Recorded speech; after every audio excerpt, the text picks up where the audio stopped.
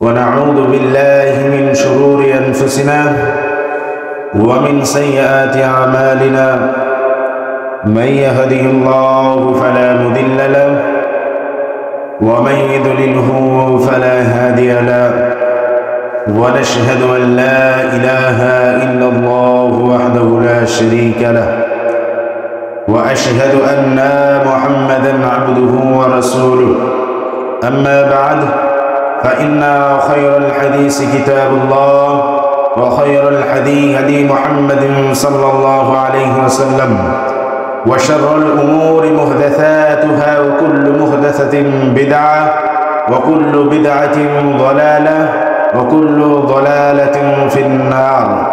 أما بعد أعوذ بالله من الشيطان الرجيم بسم الله الرحمن الرحيم إنه من يشرك بالله فقد حرم الله عليه الجنة ومأواهم النار وما للظالمين من أنصار. وقال الله تعالى في كلامه المجيد بسم الله الرحمن الرحيم وإذ قال لقمان لابنه وهو يعظه يا بني لا تشرك بالله إن الشرك لظلم عظيم. وقال النبي الكريم صلى الله عليه وسلم في الحديث عن جابر رضي الله تعالى عنه قال قال رسول الله صلى الله عليه وسلم من مات لا يشرك بالله شيئا دخل النار ومن مات لا يشرك بالله شيئا دخل الجنة. উপস্থিত এত্র এলাকার জুমা মসজিদের মুসল্লিবৃন্দ, সর্বপ্রথম সেই মহান রব্বুল আলামিনের প্রশংসা জ্ঞাপন করি যে মহান রব্বুল আলামিনের অশেষ মেহেরবানিতে প্রত্যেক সপ্তাহের ন্যায় আজকে আমরা তারই মসজিদে আসার তৌফিক পেয়েছি। যিনি আমাদেরকে তারই মসজিদে নিয়ে এসেছেন সুস্থ অবস্থায়, যিনার অগণিত প্রশংসা, যার প্রশংসা করে শেষ করা যায় না, তিনার প্রশংসা আজ পর্যন্ত কেউ শেষ করতে পারেনি এবং কিয়ামত পর্যন্ত যার প্রশংসা করে শেষ করতে পারবে না, তার অগণিত প্রশংসার মধ্য থেকে ছোট্ট একটি প্রশংসা জ্ঞাপন করি। সকালে একবার অন্তর খুলে বলে আলহামদুলিল্লাহ। তারপরে পরে আমাদের শেষ নবী, নবী কুলের শিরোমণি, দুজাহানের নবী, নবীদের নবী, গোটা বিশ্বের নবী, যিনি আখিরাতের নবী, কিয়ামতের নবী, ফুলসিরাতের নবী, জান্নাতের নবী, পৃথিবীর সমস্ত মাখলুকাতের যিনি নবী, আপনার নবী, আমার নবী জনাবে মুহাম্মদ রাসূলুল্লাহ সাল্লাল্লাহু আলাইহি ওয়াসাল্লামের উপর লাখো কোটি সালাম বর্ষিত হোক। সকলে আল্লাহুম্মা আমিন। আল্লাহুম্মা সাল্লি আলা, আল্লাহুম্মা বারিক আলা। আজকে পবিত্র জুমার দিনে যে বিষয়টি নিয়ে উপস্থিত হয়েছি সে বিষয়টি হচ্ছে আল্লাহর সঙ্গে বা আল্লাহর সাথে আল্লাহর সঙ্গে তুলনা করা। যে কোনো বস্তু, যে কোনো বিষয়, তারই নাম হবে শিরক এবং এর ভয়াবহ কি। আজকে আমরা পৃথিবীতে অনেক রকমের শিরক দেখতে পাই বা দেখা যায়। আজকে আমরা ইবাদতের মধ্যেও আমরা শিরক করে থাকি বা যে কোনো মাধ্যমে আমাদের দ্বারাই আল্লাহর সঙ্গে শিরক করা হয়ে যায় বা আল্লাহর সঙ্গে আমাদের অন্য কাউকে তুলনা করা হয়ে যায়। এটা হতে পারে কোনো চাওয়ার বিষয় থেকে, এটা হতে পারে কাউকে সিজদা করার ওই দিক থেকে আল্লাহর সঙ্গে শিরক হয় তাকে উদ্দেশ্য করে, বা আমরা কিছু বলি ডক্টরদের নিয়ে যে অনেক মাধ্যমের মধ্যে অনেক বস্তু দ্বারা আমরা আল্লাহ তাআলার সঙ্গে শিরক করি। যদি আমরা শিরক অবস্থায় মারা যাই, যদি আমরা তওবা না করে মারা যাই, শিরক করার পরে যদি আমাদের তওবা করার সুযোগ না হয়, আমরা যদি ওই সুযোগটা আমরা না পাই, বা আমরা ওই সুযোগটা পেয়েও যদি আমরা তওবা অন্তর থেকে তওবা না করি, তাহলে আল্লাহ তাআলা তিনি স্পষ্টভাবে বলছেন, ইন্নাহু মান ইউশরিক বিল্লাহি ফাকাদ হারামাল্লাহু আলাইহিল জান্নাহ। যে ব্যক্তি আল্লাহ তাআলার সঙ্গে শিরক স্থাপন করবে, আল্লাহ তাআলা বলছেন যে ব্যক্তি আমার সঙ্গে অর্থাৎ আল্লাহ তাআলার সঙ্গে যে ব্যক্তি শিরক করবে, ওই ব্যক্তির ঠিকানা হবে, ওই ব্যক্তির স্থান হবে জাহান্নাম। এই জন্য আল্লাহ তাআলা স্পষ্টভাবে বলছেন, ইন্নাহু মান ইউশরিক বিল্লাহি ফাকাদ হারামাল্লাহু আলাইহিল জান্নাহ। যে ব্যক্তি আমার সঙ্গে শিরক স্থাপন করবে তার জন্য জান্নাত হারাম এবং তার স্থান হবে জাহান্নাম। ওয়া মা লিয-যালিমিনা মিন আনসার। এবং সেই দিন অত্যাচারীদের, ওই শিরককারীদের কোনো সাহায্যকারী থাকবে না। আল্লাহ তাআলা স্পষ্ট তিনি বলছেন, যেহেতু এটা আল্লাহ তাআলা বলেছেন, আমাদের কোনো সন্দেহ নেই যে এটা সহি না এটা জাল, এটা নিয়ে আমাদের কোনো মতভেদ নেই।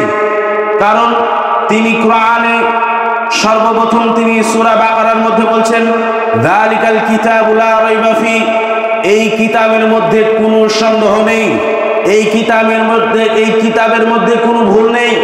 এর থেকে আল্লাহ তাআলা বলছেন, ইন্নাহু মান ইউশরিক বিল্লাহি ফাকাদ হারামাল্লাহু আলাইহিল জান্নাহ ওয়া মাওয়াহুন নার ওয়া মা লিয-যালিমিনা মিন আনসার।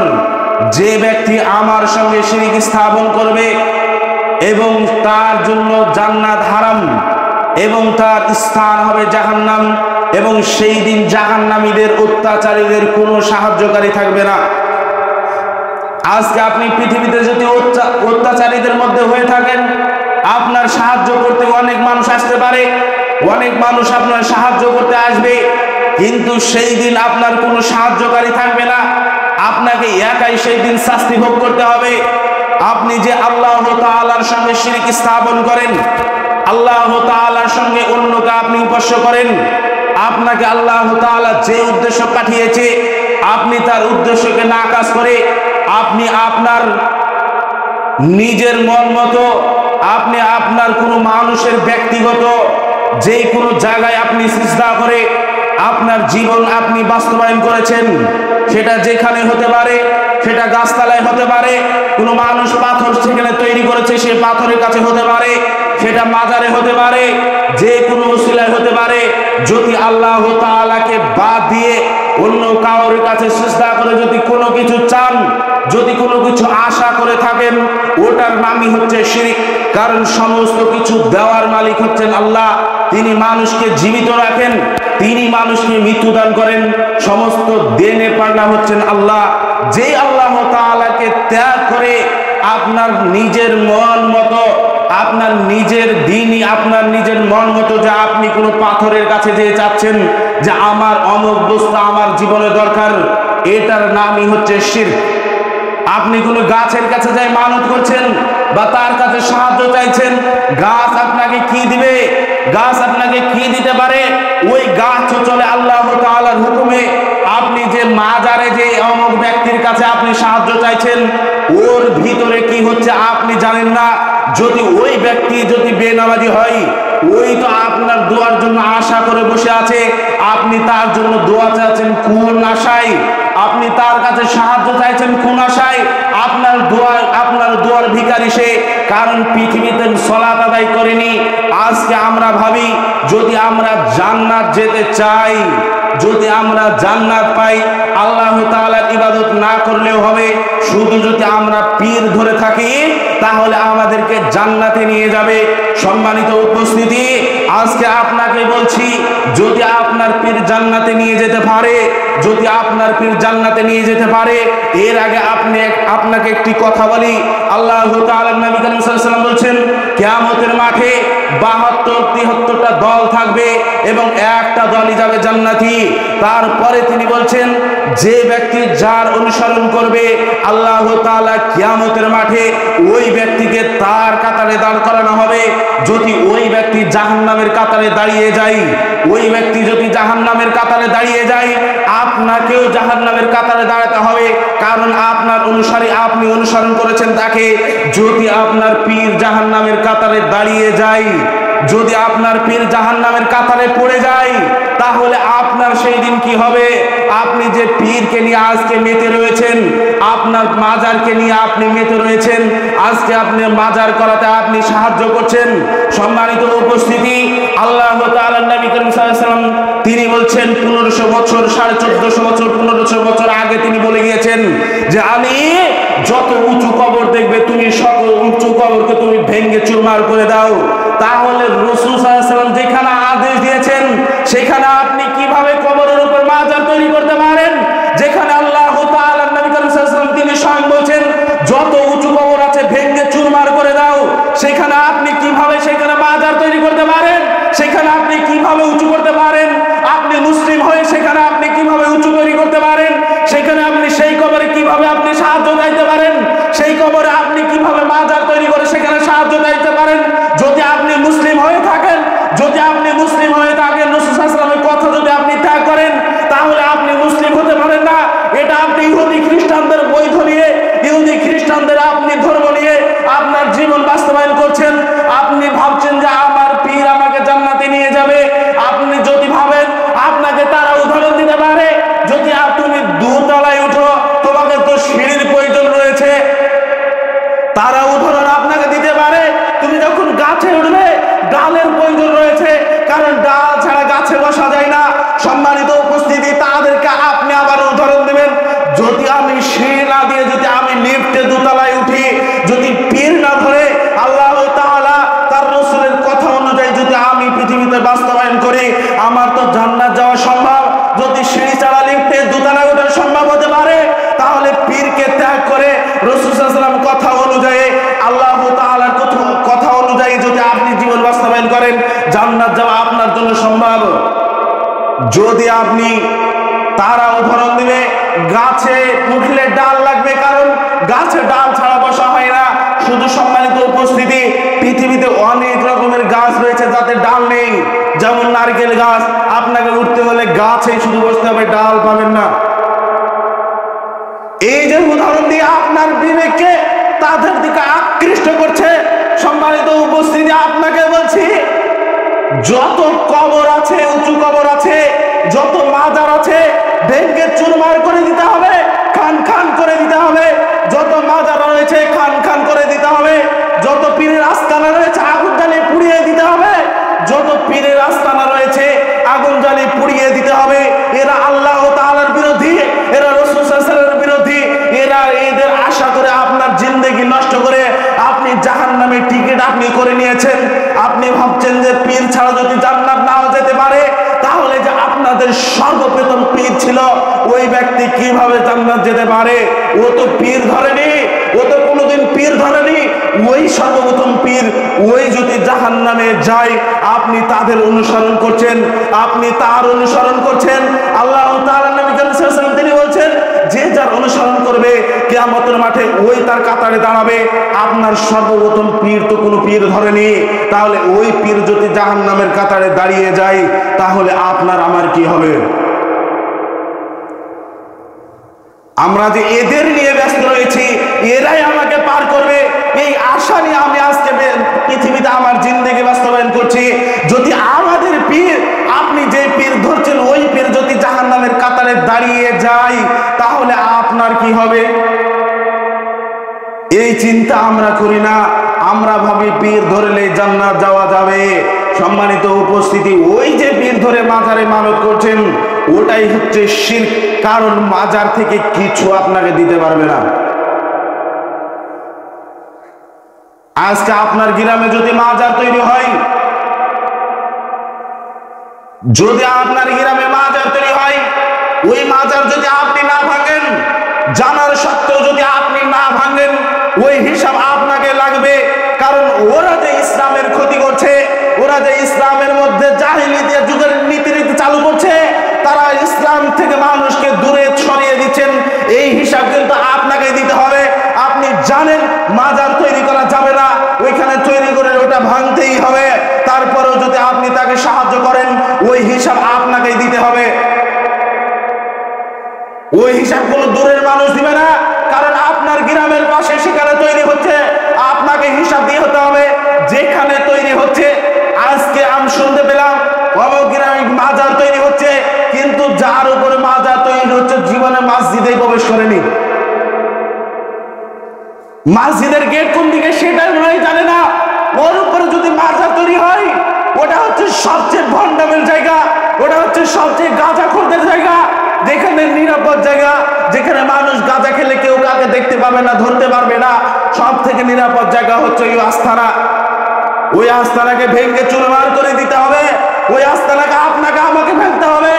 ওই আস্তানা যদি আমরা না ভাঙি, ওই আস্তানা যদি আমরা তৈরি করতে দিই, আমাদেরকে হিসাব দিয়ে হতে হবে।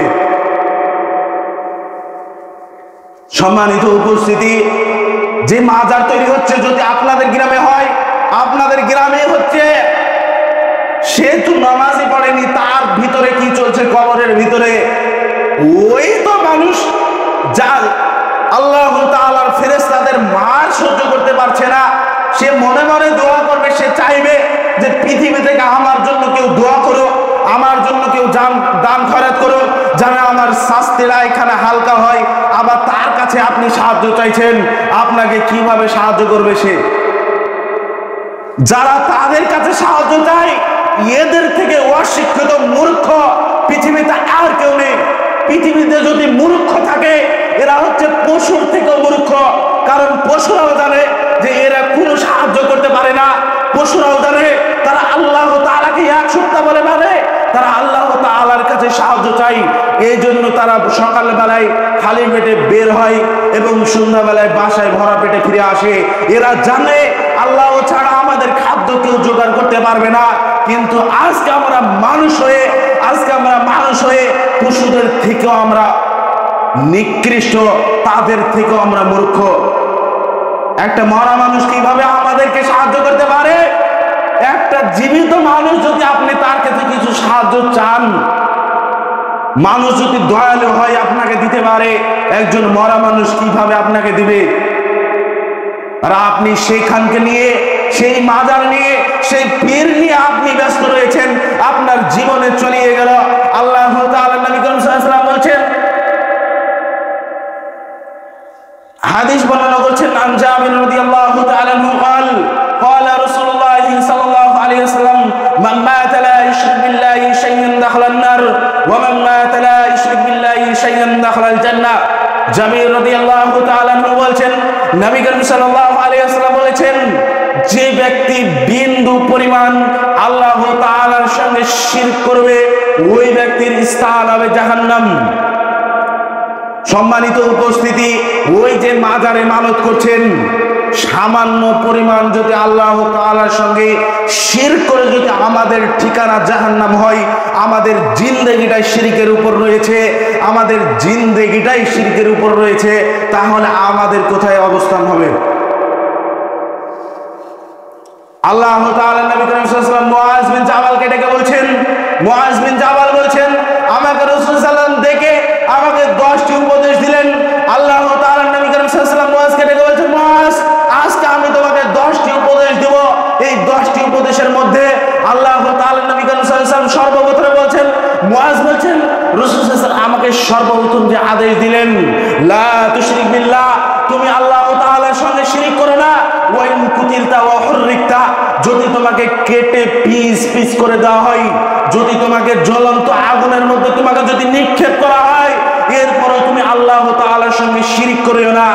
আজকে আমরা এই হাদিস শোনার পরেও আমরা ওই পীরের কাছে, ওই মাজারের কাছে, ওই গাছের কাছে, পাথরের কাছে আমরা চেয়ে বসে আমরা প্রত্যেকটা দিন আমরা আল্লাহ তাআলার সঙ্গে শিরিক করি, আমরা তওবা করি না। এই অবস্থায় যদি আমাদের মারা যাই, এই অবস্থায় যদি আমরা মারা যাই, আমাদের ঠিকানা হবে জাহান্নাম। এবং জাহান্নামে কেমন আযাব আমরা প্রত্যেকটা মানুষ আমরা শুনেছি অনেক আলেম উলামার মুখে। আজকে বিভিন্ন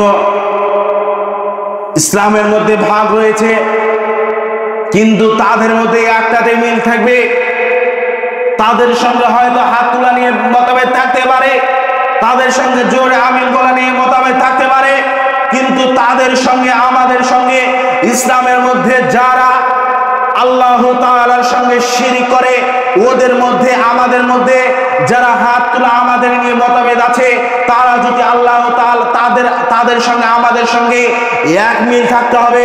যারা আল্লাহ তাআলার সঙ্গে শিরিক করবে, ওই যে আস্তানা রয়েছে, সকল মানুষ মিলে ওই আস্তানাকে ভেঙে চুরমার করে দিতে হবে, ভেঙে চুরমার করে দিতে হবে।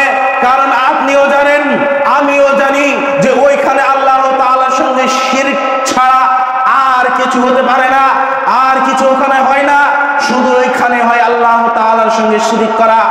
আপনি আপনার সন্তানকে, আপনাকে ইতিহাস তৈরি করতে হবে। আপনার সন্তান যারা ছোট আছে তারা শুনবে, আজকে তারা শুনবে যে অমুক গ্রামে একটা মাজার তৈরি হচ্ছিল, সেখানে সেই মাজার ভেঙে চুরমার করা হয়েছিল। এই যে ইতিহাস আপনার সন্তান শুনবে, কিন্তু সে বলবে আমি শুনেছি কিন্তু আমি দেখিনি। এই ইতিহাস আপনাকে আমাকে তৈরি করতে হবে। তারা শুনবে, যারা পরবর্তীতে আসবে তারা শুনবে যে অমুক গ্রামে একটি মাজার তৈরি হচ্ছিল, সেখানে মাজারকে ভেঙে চুরমার করে দেওয়া হয়েছে। এই যে শুনবে তারা ভাববে এই একটা ইতিহাস, কিন্তু আমরা সেখানে ছিলাম না, আমরা শুধু শুনছি। কিন্তু এটা যে আসলেই, এটা যে প্রকৃত হয়েছে, আমরা যদি সেখানে থাকতাম তাহলে আমাদের ভালো হতো, আমরাও ভাবতে পারতাম। এই যে তাদের একটা মনে আফসোস থাকবে, এই ইতিহাস আপনাকে আমাকে তৈরি করতে হবে। যে মানুষ জীবনে সালাত আদায় করে না, যে মানুষ ইসলামের মধ্যে জাহিলিয়াতের যুগের নীতি চালু করে, যে মানুষ ইসলামের মধ্যে কাফেরদের, ইহুদি খ্রিস্টানদের ধর্ম ইসলামের মধ্যে নিয়ে আসে, ওই মানুষ মারা যাওয়ার পরে ওই মানুষের উপর কিভাবে আস্থা হতে পারে? ওই মানুষের উপর কিভাবে, সেই মানুষ কিভাবে আপনাকে সাহায্য করতে পারে? ওই মানুষের অবস্থা কি রয়েছে আপনি যদি দেখতেন, দ্বিতীয়বার তার কাছে সাহায্য চাওয়ার আগে না হলেও আপনি হাজারবার ভেবে তার কাছে আপনি সাহায্য চাইতেন। সেই তো আপনার দোয়ার ভিখারি, সেই তো আপনার জন্য আপনার দোয়ার জন্য অপেক্ষা করছে, সেই আপনার দোয়ার জন্য অপেক্ষা করছে, সে আপনাকে কিভাবে সাহায্য করতে পারে? সম্মানিত উপস্থিতি, এই যে আমাদের ভুল আকীদা আমাদের জীবনের সাথে বাস্তবায়নের সঙ্গে আমাদের সঙ্গে জড়িয়ে গেছে, এই বাস্তবায়ন থেকে, এই ভুল আকীদা থেকে আমাদেরকে বেরিয়ে আসতে হবে। কারণ কোনো মরা মানুষ আমাদের সাহায্য করতে পারে না। ওইখানে আস্তানা, ওই আস্তানা থেকে আমাদের দূরে থাকতে হবে। আপনি যদি জান্নাত যেতে চান, আল্লাহ তাআলা ও তার রাসূলের অনুযায়ী আপনি পৃথিবীতে বাস্তবায়ন করেন, কোনো পীর ধরা আপনাকে লাগবে না। আপনি জান্নাত যাবেন। রাসূল সাল্লাল্লাহু আলাইহি ওয়াসাল্লাম আপনার দায়িত্ব নেবেন। আপনার পীর আপনাকে কোনোদিন নিয়ে যাবে না। তার কিয়ামতের মাঠে যদি আল্লাহ তাআলা নবী সাল্লাল্লাহু আলাইহি ওয়াসাল্লাম কেউ কাউকে চিনতে পারবে না, এতটা ভয়াবহ দিন হবে। যদি আপনার পীর আপনাকে চিনতে পারে তাহলে রাসূল সাল্লাল্লাহু আলাইহি ওয়াসাল্লামের কথা মিথ্যা হয়ে যাবে। নাউযুবিল্লাহি মিন যালিক। রাসূল সাল্লাল্লাহু আলাইহি ওয়াসাল্লামের কথা কোনোদিন মিথ্যা হতে পারে না। তাহলে আপনাকে ভেবে নিতে হবে, আপনি যে পীর নিয়ে আপনার জিন্দেগি শেষ করে দিলেন, ওই কিয়ামতের মাঠে ওই পীর আপনাকে চিনতে পারবে না। ওই পীর সেই দিন বলবে, চাচা আপন জান বাঁচা। নিজের জান যখন বাঁচবে তখনই তার আরাম পাওয়া যাবে, নিজেই বাঁচছে না তো আপনাকে কিভাবে বাঁচাবে সেই পীর? সেই দিন এতটা ভয়াবহ দিন হবে, কেউ কাউকে চিনতে পারবে না। নাফসি নাফসি করবে, সেই দিন আপনি বলছেন আপনার পীর আপনার জন্য দোয়া করবে, আপনার জন্য সুপারিশ করবে। আপনি আজকে পৃথিবীতে বলছেন আমি যখন মারা যাব, কবরে যাব, আমাকে যখন জিজ্ঞেস করা হবে মান রব্বুকা, তোমার রবকে, তখন আপনি বলবেন আমার অমুক পীরের আমি গোলামি, অমুক পীরের আমি বান্দা, আপনাকে ছাড় দিয়ে দিবে। শুধু আপনি একবার কবরে ঢুকে দেখেন, ফেরেশতারা আপনাকে বুঝিয়ে দিবে কোন মাধ্যমে পীর ধরতে হয়। ফেরেশতারা আপনাকে বুঝিয়ে দিবে যে পীর ধরার মাধ্যম ক্ষতিটা কতটা ভয়াবহ হতে পারে, পীর ধরার কতটা ভয়াবহ হতে পারে। শুধু আপনি একবার মনে দেখেন, আপনাকে ফেরেশতারা দাঁড়িয়ে আছে, তারা অপেক্ষা করে আছে যে কখন আপনি আসবেন, আপনাকে কিভাবে সাইজ করতে হয় তারা ভালো মতোই জানে। এমন ফেরেশতা আসবে কানেও শুনতে পায় না, চোখেও দেখতে পায় না। যারা কানে শুনতে পায় না, চোখেও দেখতে পারে না, এদের অন্তরে মায়া দয়া বলে কিছু নেই। আঘাতের পর আঘাত আপনাকে করতে থাকবে, আপনাকে পীর ধরা কতটা ভয়াবহ আপনাকে দেখিয়ে দিবে। আপনি আপনার পীরও জাহান্নামে যাবে, আপনিও জাহান্নামে যাবেন। কারণ আপনি তার অনুসরণ করেছেন। ৭৩টা দলের মধ্যে যদি একটা দল জান্নাতি হয়, ৭২টা দল হবে জাহান্নামী। ওই দলের মধ্যে যদি আপনার পীর পড়ে যায়, তাহলে আপনাকে ভেবে নিতে হবে আপনার জন্য জান্নাত যাওয়া অসম্ভব। আপনি আর কোনোদিন জান্নাতে যেতে পারবেন না। আপনার পীর আপনাকে নিয়ে যাবে জাহান্নামে, সে একা যাবে, আপনাকেও সঙ্গে জাহান্নামে নিয়ে যাবে। শয়তান যেমন একা জাহান্নামে নিয়ে যায়, একা যাবে না, মানুষকে নিয়ে জাহান্নামে যাবে। ঠিক একই রকম ভাবে আপনার পীরও জাহান্নামে যাবে, তো যাবেই, আপনাকেও নিয়ে যাবে।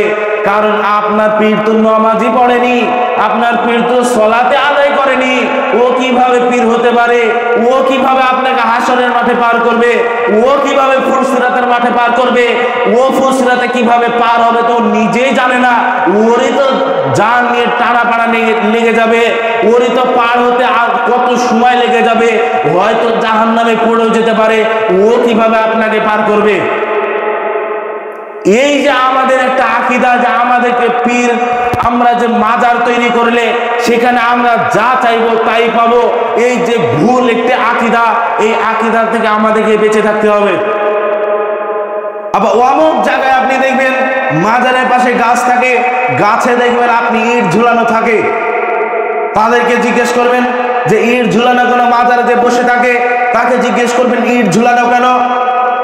সে বলবে জাতের বাচ্চা হয় না, তারা এখানে এসে ইটটা ঝুলিয়ে যায়, ডালটা যতটা নিচে নামে ওই মহিলার পেটটা ততটা ভারী হয়।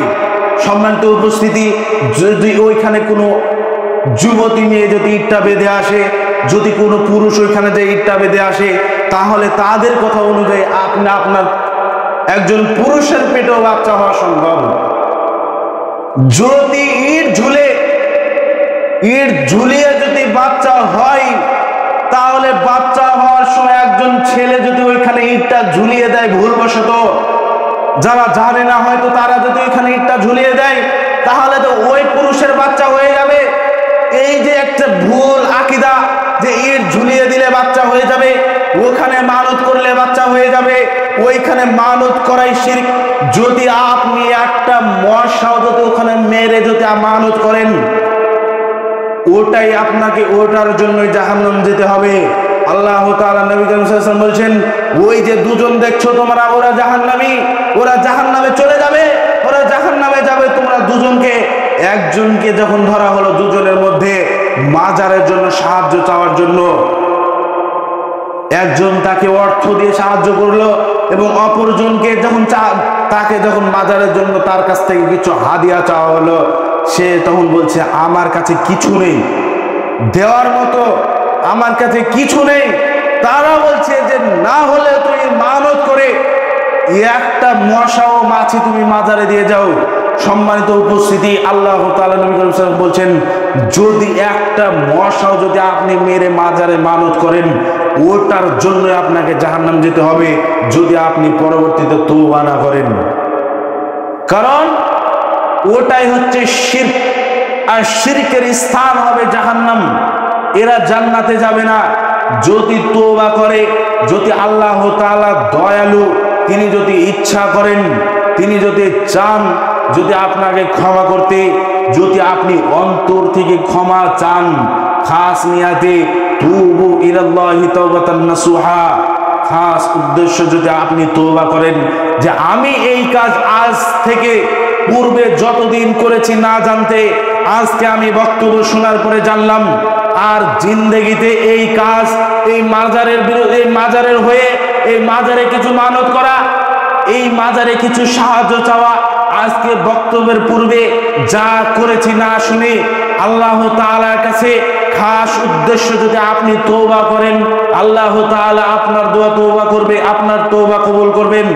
যদি আপনি আজকে বক্তব্য শোনার পরেও যদি আপনি তওবা না করেন, এই অবস্থায় যদি আপনার মৃত্যু হয়ে যায়, এই অবস্থায় যদি আজরাইল আপনার কাছে চলে আসে, আপনাকে দ্বিতীয়বার আপনাকে আর ভাবতে হবে না জাহান্নামের জন্য।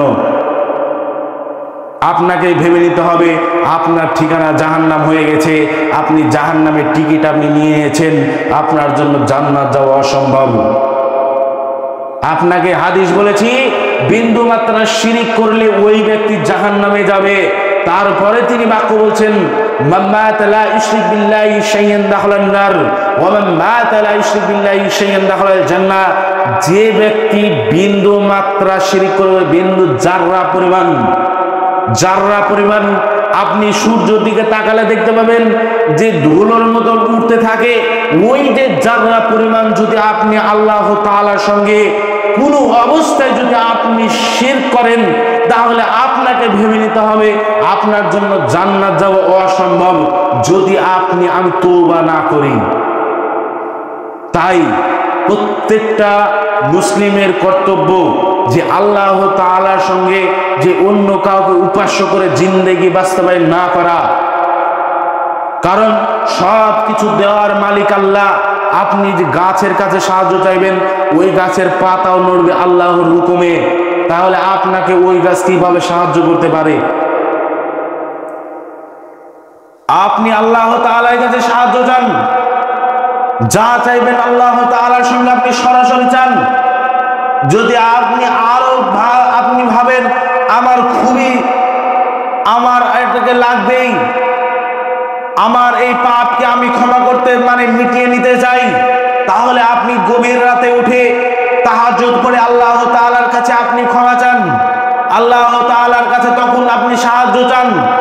আপনার মনের কথা আপনি আল্লাহ তাআলাকে খুলে বলেন, আপনার যে কোনো সাহায্য তিনি আপনাকে দিবেন, কিন্তু আপনাকে তওবা করে ওই কাজ থেকে ফিরে এসে আল্লাহ তার রাসূলের অনুযায়ী, তার আল্লাহ তাআলার কোরআনের কথা অনুযায়ী, রাসূল সাল্লাল্লাহু আলাইহি ওয়াসাল্লাম হাদিসের কথা অনুযায়ী আপনাকে জীবন বাস্তবায়ন করতে হবে। আপনি ওইখানে মাজারে যে পীরের কাছে যে আপনি দিন রাত ওখানে পড়ে থাকবেন, গভীর রাত্রে এসে আপনি আল্লাহ তাআলার কাছে সাহায্য চাইবেন, আল্লাহ তাআলা আপনাকে কিভাবে দিবে? কারণ তার উপর তো আপনার ভরসা নেই, আপনার তো সমস্ত ভরসা ওই মাজারে, ওই পীরের দরবারে, ওই মাজারে, ওই পীরের দরবারে। তাহলে আপনার কিভাবে আল্লাহ তাআলা আপনাকে সাহায্য করবে? আপনাকে ওই কাজ থেকে আপনাকে ফিরে আসতে হবে। যদি আপনি শুনে না থাকেন, আজকে আপনি শোনার পরে ওইখান থেকে যদি আপনি ফিরে না আসেন, যদি আপনি তওবা না করেন, শোনার পরেও যদি আপনি না মানেন, তাহলে আপনি পশুর থেকে নিকৃষ্ট। তাই প্রত্যেকটা মুসলিমের কর্তব্য, প্রত্যেকটা মুসলিমের দায়িত্ব, যেখানে মাজার তৈরি হবে, আশেপাশে গ্রামের মধ্যে যেখানে তৈরি হবে, তাদেরকে বাধা দেওয়া। আল্লাহ তাআলা নবী করিম সাল্লাল্লাহু আলাইহি ওয়াসাল্লাম বলছেন, যদি তোমার গায়ের জোর ক্ষমতা থাকে, তুমি সেটাকে গায়ের ক্ষমতা দিয়ে তুমি সেটাকে ঠেকাও। যদি তোমার ক্ষমতা থাকে, গায়ের যদি তোমার শক্তি থাকে, তোমার যদি ক্ষমতা থাকে, তুমি নিজেই সেটাকে ভেঙ্গে চুরমার করে দাও। যদি তোমার গায়ে ক্ষমতা না থাকে, তুমি মুখের দ্বারা তাদেরকে বলো। যদি ইমানের সবচেয়ে নিম্ন যেটা হচ্ছে, সেটা হচ্ছে অন্তর থেকে ঘৃণা করা। তা আমাদের কর্তব্য, আমাদের দায়িত্ব যেখানে হবে আমাদেরকে সেটাই মানতে হবে।